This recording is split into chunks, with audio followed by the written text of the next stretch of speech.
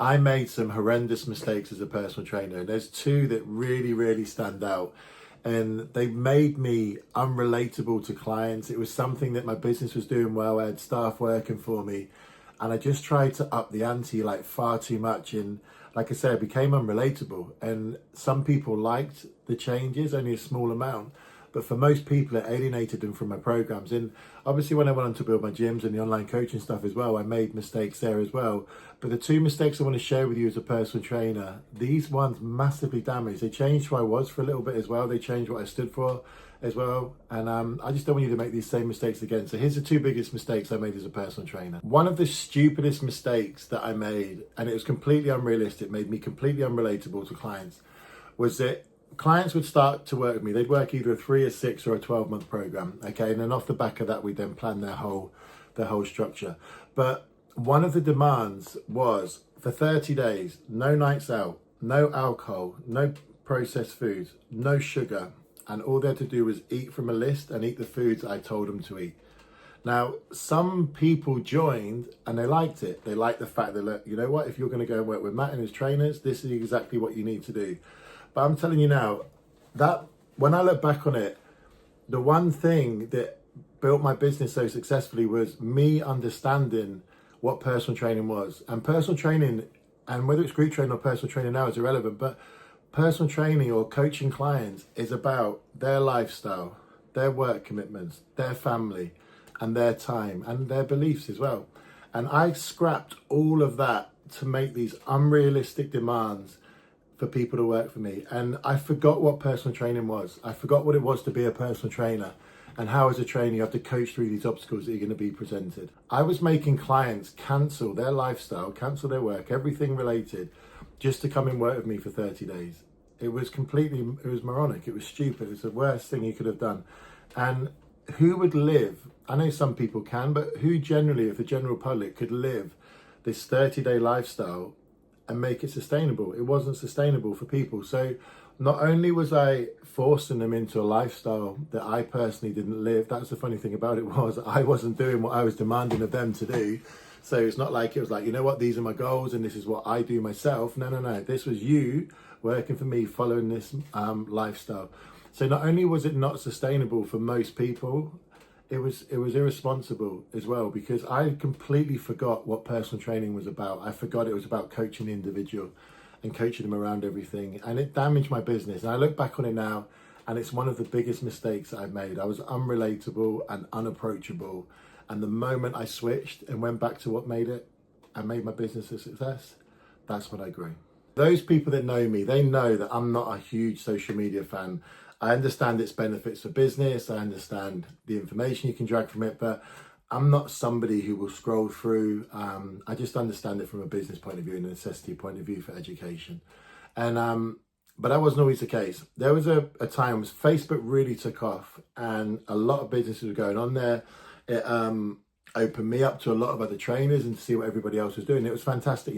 I learned a lot. I did learn a lot from a lot of people. I'd look at their web pages, I'd look at their coaching, everything. I'd look at the lot. But one of the things it had on me, I'd be looking and going, why are you so busy? What are you doing that I'm not doing and that I can learn from? And for those people that know me, they know, or that have worked with me, sorry, they know that I'm not a fan of calorie counting. I don't personally believe that clients need to count calories to get the results that they want when it comes to general training people. And I would look at these trainers and go, oh my God, look how scientific this looks. They're saying I can work out your calories or your macros. And I was like, that must be why. People must be looking at their page going, this is so scientific. He's going to tell me exactly how many carbs, proteins, fats, or calories, whatever way he's going to coach it, how much to have. And while I understood calorie counting, I didn't believe in it, but I still installed it in my business. And I was like, right, you know what? You're going to come and train with me and we're going to count calories. I'm only going to focus on your protein, carbs and fats will sort themselves out. And it changed the way, because I never believed in it. I didn't believe you had to do it. I just thought, if I do this, I'm going to get busier and busier even more. And I'm going to join these trainers. I'm going to be in this little group. We're all going to have the same thing. And it was stupid. It completely watered down the version of what I gave as clients, gave my clients. And I didn't lose confidence in how I coach clients. That never changed. But I was trying to implement something that I didn't believe in, which had a negative impact on my business, because all the clients that signed up, and I was saying to them, count calories with your protein. And then, like, I think it was like 2 or 3 months later, I was like, I'm not doing this. I don't believe in it. I'm not doing it. And I then say to them, actually, you know what? You don't need to count calories. You just need to do this instead. And it's completely negative on my business, because it's not like you're going away and learning something and then coming back to your clients and go, oh, you know what? I've just done this course. I've just learned this stuff. This is amazing. We're going to implement it. Here's why. I was honest with clients. I said, look, I thought that I need to get you guys calorie counting. But I didn't really believe in it. I was just brutally honest with them, because there's no other way to be. So while it's good to look at other trainers and other coaches and see what they're learning, you've got to believe in what you're coaching. You've got to have a belief. If I got 10 personal trainers together, gave them the same case study, I can guarantee I would not get one of the same program. And while the principles might be the same in terms of food, lifestyle, and nutrition, they wouldn't all give me the exact same thing, because everything that you do as a trainer is built on your own beliefs. It's built on what you believe in and what you coach and you know that works. And that's something you should never lose as a trainer. Never lose your own beliefs. Develop and educate, obviously, but never lose your core beliefs. And that was a massive mistake that I made as well. That was mistake number 2. And for those of you that are interested, here's what my coaching principles were as a trainer. Super simple. I used to say to clients, right, I want you to drink at least 2 litres of water today, depending upon your height. The second thing was 5 to 7 portions of veg per day, 2 pieces of fruits per day, protein with every single meal, and 10,000 steps minimum. They were the principles that over a period of time, I would coach my clients. They'd be working out with me a minimum of 2 sessions a week. They could do 3 or 4 if they wanted. If they didn't do 3 or 4 sessions with me a week, I would program them within the app, or back in the day, I would give them Excel programs to follow.